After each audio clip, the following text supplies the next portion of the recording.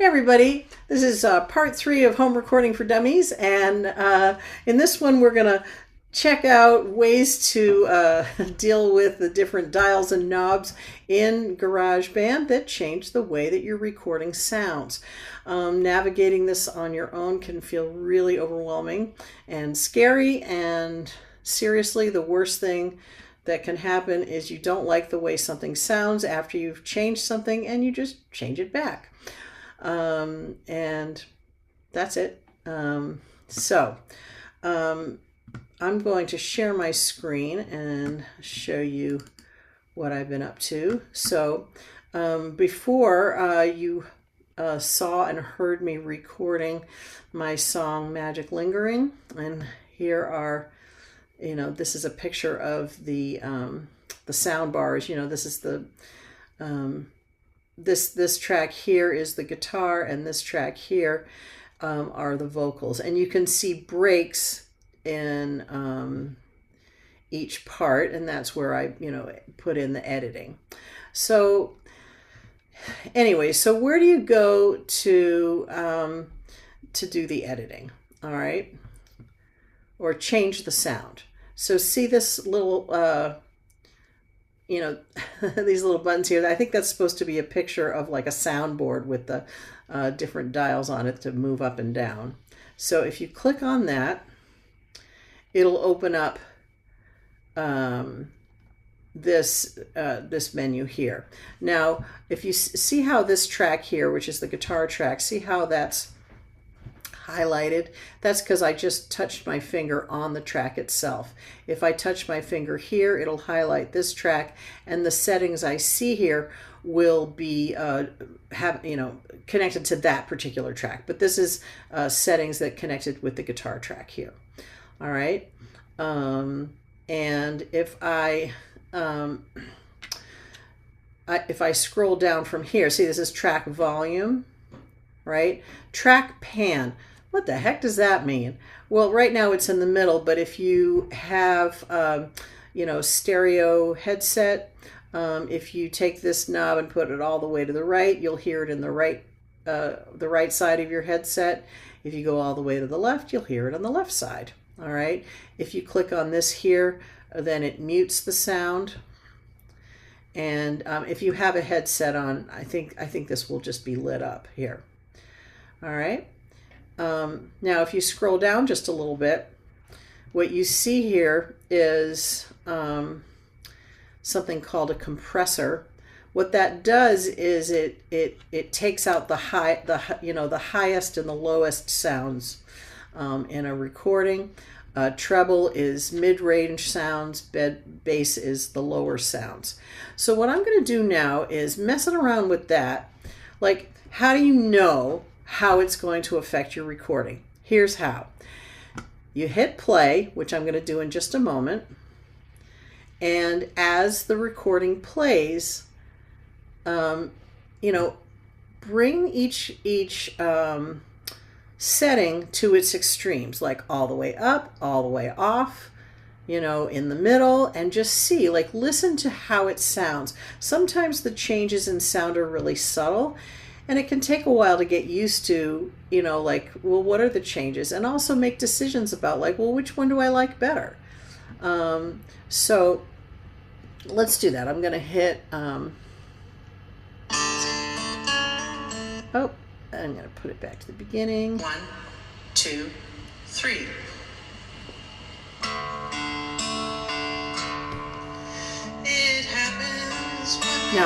Now first I'm going to hit the compressor. This one here. This is all the way to the right.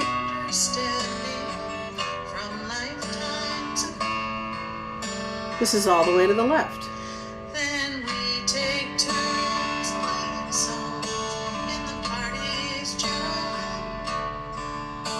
Right, now I'm going to put it back in the middle. There aren't huge differences in those sounds, at least to my ears, but nice to hear what it does.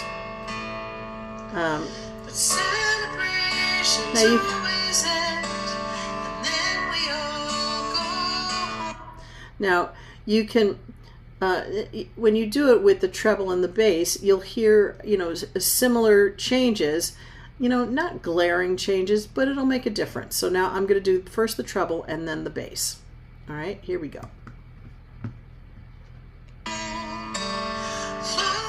Treble.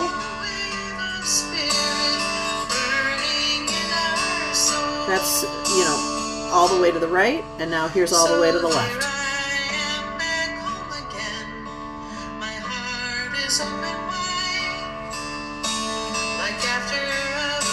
Now back to the middle. I'm going to do the same thing with the bass.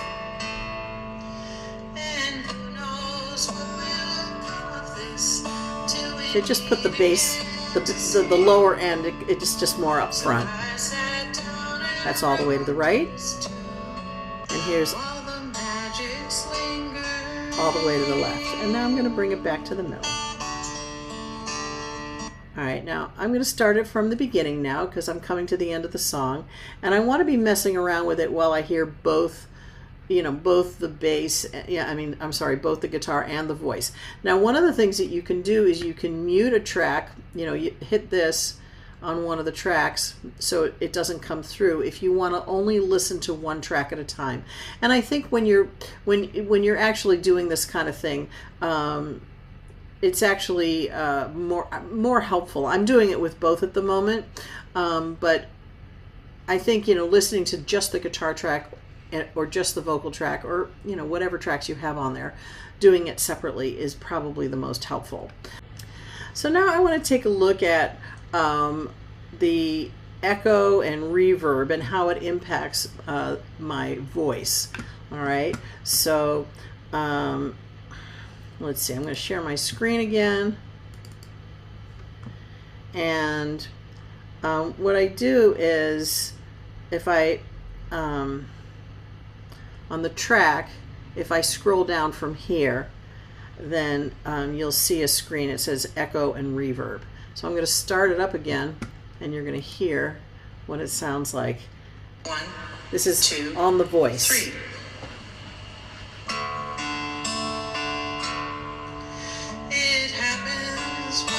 This is reverb all the way to the right.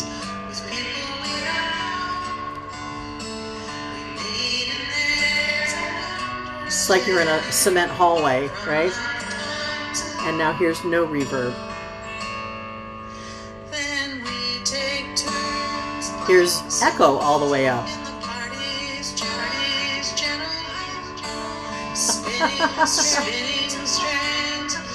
Right, and so, I mean, I went to the extremes, and then you can just try it in little increments and see which, you know, sound starts to sound kind of cool to you, you know, and, you know, mess around. You can always put it back to where it was, right? And this is true. So I just wanted you to see where the menus are. All right, now let's take a look at some other settings. So once you go into the plugins and EQ, this is what the menu looks like. So here there's, you know, there's these other dials, you know, or sliders, right, that you can move up and down, and listening to the track, you can listen to how it impacts the sound of the guitar and the sound of your voice. All right.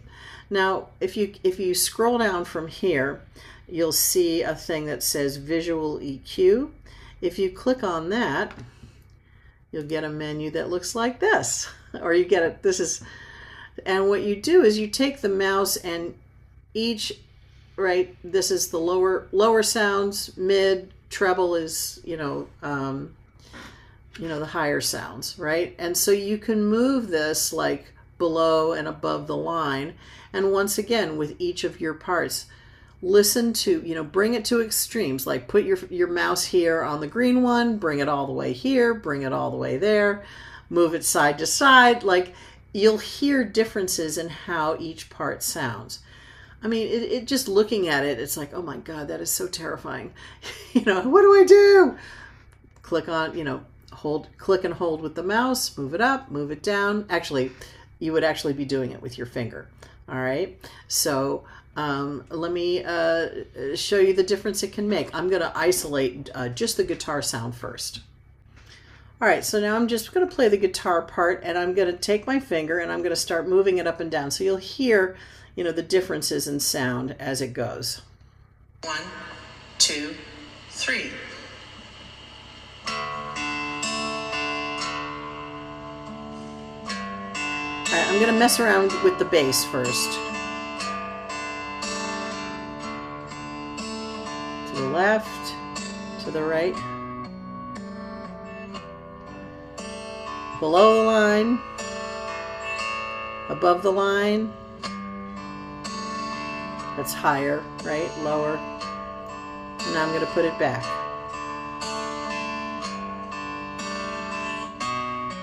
All right, now I'll do treble because that's on the other side of.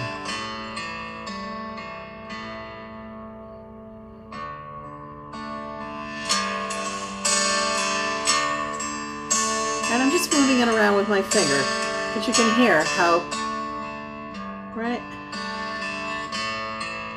And now the mids.